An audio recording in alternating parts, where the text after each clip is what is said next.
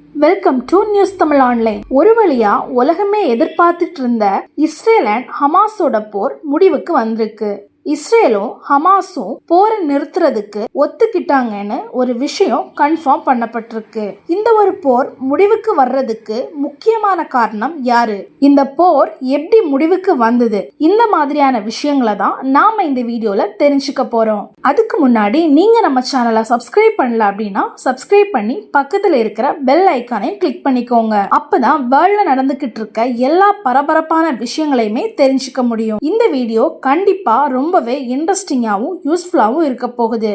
வாங்க வீடியோக்குள்ளாடி போகலாம்.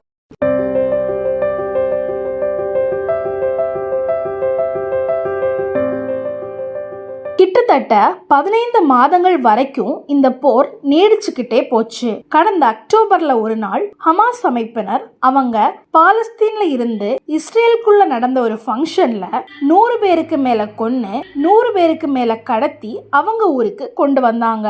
அந்த சமயத்துல இஸ்ரேல் என்ன சொன்னாங்கன்னா, உலகம் ஃபுல்லா நாங்க இந்த ஹமாஸோட கடைசியால் இருக்கிற வரைக்கும் அழிச்சிட்டு தான் வெளியே வருவோம்னு காசாக்குள்ள போறாங்க. விளைவு இதுவரைக்கும் ஒரு மிகப்பெரிய ராணுவம் ஒட்டு மொத்தமா நுழைஞ்சு அந்த ஊர்ல இருக்கிற மக்களையே கொன்னுட்டாங்க. 50,000 பேர் மேல இறந்து போயிட்டாங்க.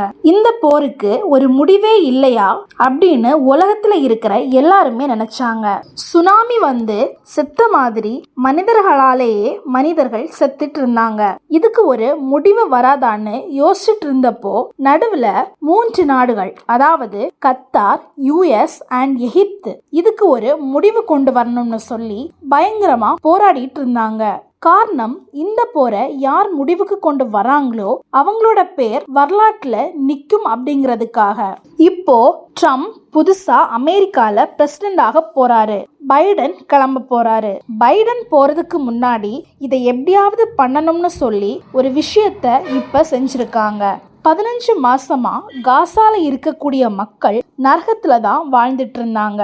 காசாங்கிறது ஒரு சின்ன பகுதி. இதோட மொத்த சைஸே நம்ம சென்னை மும்பை சைஸ் தான் இருக்கும். இஸ்ரேல் ஒரு மிகப்பெரிய ஸ்மார்ட்டான இராணுவத்தை கொண்ட ஒரு நாடு. 15 மாசமா அவங்க ஹமாஸ் அமைப்பினர்களை தான் காசாக்குள்ள இருந்து கிளம்பி வந்து இஸ்ரேலுக்குள்ள கொன்னிட்டு வந்துட்டு போயிட்டு இருக்காங்க. இதுல ஹமாஸ் என்ன நினைச்சாங்கன்னா, நாம அவங்க ஆட்கள்ல 100 பேருக்கு மேல கடத்தி வச்சிருக்கிறதுனால அவங்க நம்மள அழிக்க மாட்டாங்கன்னு நினைச்சாங்க. இஸ்ரேல் என்ன சொன்னாங்கன்னா, அந்த 100 பேரு செத்தா கூட பரவாயில்ல, நான் உன்னை கடைசி ஆள் வரைக்கும் அழிச்சிருவேன்னு சொன்னாங்க. காசா அப்படிங்கிற இந்த ஒரு பகுதியோட அண்டர் கிரவுண்ட்ல நிறைய நெட்வொர்க்ஸ் இருக்கு. மேல பொதுமக்கள் இருக்காங்க, கீழே ஹமாஸோட நெட்வொர்க் இருக்கு. இஸ்ரேல் ராணுவம் என்னதான் மேல இருந்து பயங்கரமா குண்டுகளை போட்டாலும் பொதுமக்கள் இறந்து போறாங்களே தவிர ஹமாஸ் அமைப்பினர் நிறைய பேரை அழிக்க முடியல அப்படிங்கிறது தான் யதார்த்தமான விஷயம். 15 மாசத்துக்கு அப்புறமா ஹமாஸுங்கிறது சின்ன அமைப்பு தான், அதாவது இஸ்ரேலோட கம்பேர் பண்ணி பார்க்கும்போது. ஆனா ஹமாஸ இப்ப வரைக்கும் நிரந்தரமா அழிக்க முடியல. இவங்களை அழிக்க முடியலைங்கிறதுனால பொதுமக்கள் அதிக அளவுல பாதிக்கப்படுறாங்க. லாஸ்ட் 15 மந்த்ஸ்ல 50,000 பாலஸ்தீன பொதுமக்கள், குழந்தைகள், வயசானவங்க, பெண்கள் எல்லாருமே இறந்து போயிருக்காங்க. ஒரு சுனாமி வந்தா எப்படி ஒரு சில பகுதி அழியுமோ அப்படி பொதுமக்கள் இறந்து போயிருக்காங்க. இஸ்ரேல்ல 1200 பேர் இறந்திருக்காங்க. இஸ்ரேல் அண்டர் கிரவுண்ட்ல இருக்கிற ஹமாஸ் அமைப்பை எப்படி வெளியே கொண்டு வர்றது அப்படின்னு யோசிச்சாங்க.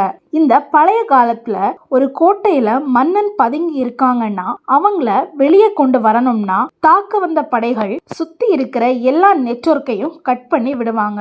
அதாவது அந்த கோட்டைக்குள்ள தண்ணீர் போகாது, அதாவது குடிக்கிறதுக்கு. உள்ளுக்குள்ள சாப்பாடு போகாது. இப்படி எதுவுமே சாப்பிடுறதுக்கு உள்ள போகலனா எப்படி அந்த ராணுவம் சர்வே ஆகும்? ஒரு ராணுவத்துக்கு சாப்பாடு, தண்ணி எதுவுமே கிடையாது.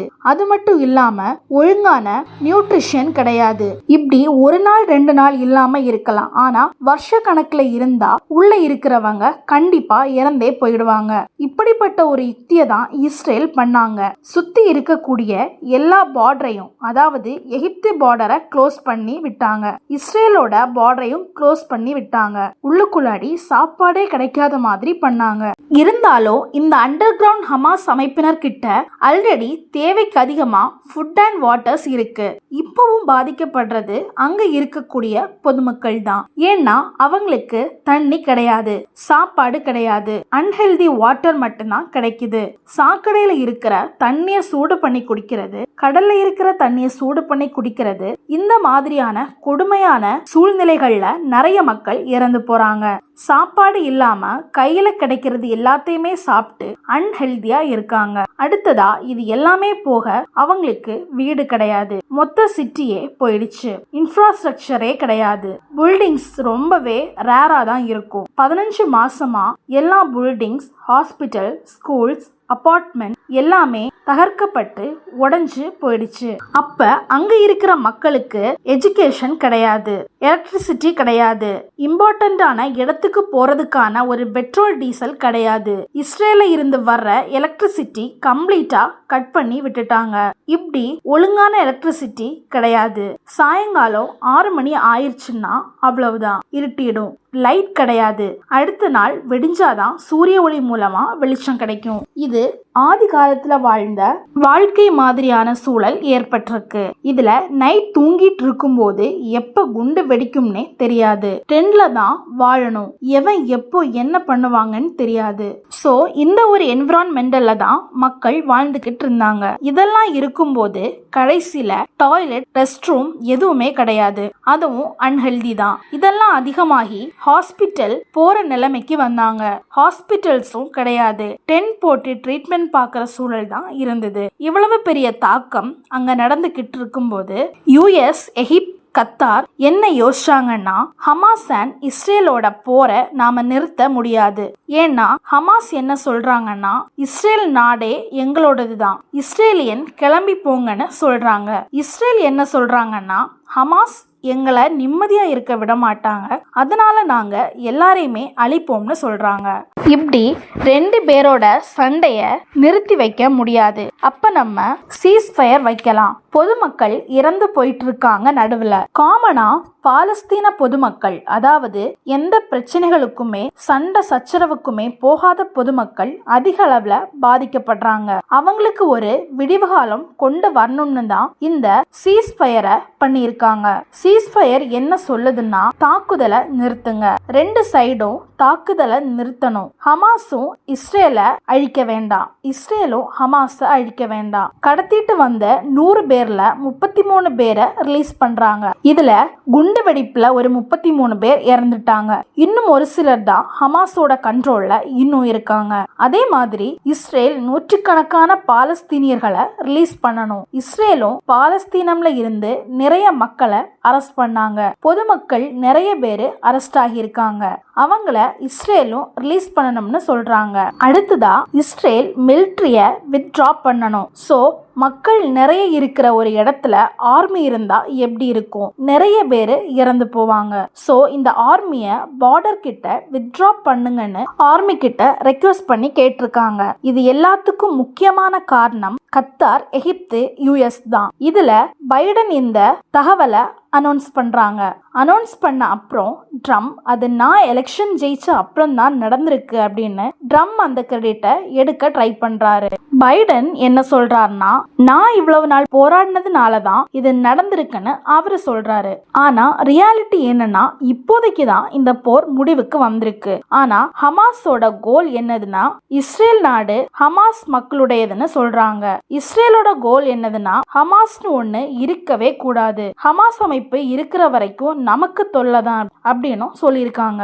ஆனா இப்போதைக்கு 2 தரப்பினர் போற முடிவுக்கு கொண்டு வந்திருக்காங்க. இன்னும் இஸ்ரேலோட 33 பேர் ஹமாஸ் கிட்ட இருக்காங்க. ஹமாஸோட நூற்றுக்கணக்கான பேரு இஸ்ரேல் கிட்ட இருக்காங்க. இன்னமும் இது முழுசா முடிவுக்கு வரல. இது ஒரு பிரேக் தான். இந்த சீஸ்ஃபயர் முடிவுக்கு வரும்போது ட்ரம்ப் ஆட்சியில இருப்பாங்க. இன்னும் ட்ரம்ப் ஒரு வாரத்துல பிரசிடென்ட் ஆயிருவாரு. பிரசிடென்ட் ஆன அப்புறம் ட்ரம்ப் எந்த டிசிஷன் எடுக்க போறாரு, எந்த மக்களுக்கு சப்போர்ட் பண்ண போறாரோ அவங்க இந்த போர்ல ஸ்ட்ராங் ஆகிறதுக்கு அதிக வாய்ப்பு இருக்கு. இன்னைக்கு வீடியோ இவ்வளவுதான். ட்ரம்ப் யாருக்கு சப்போர்ட் பண்ணுவாங்க, இஸ்ரேலுக்கா, ஹமாஸ், காசா, பாலஸ்தீன மக்களுக்கான்னு கமெண்ட்ல ஷேர் பண்ணுங்க. இந்த வீடியோ பிடிச்சிருந்தா லைக் பண்ணுங்க, ஷேர் பண்ணுங்க, சப்ஸ்கிரைப் பண்ணுங்க. தேங்க்ஸ் ஃபார் வாட்சிங்.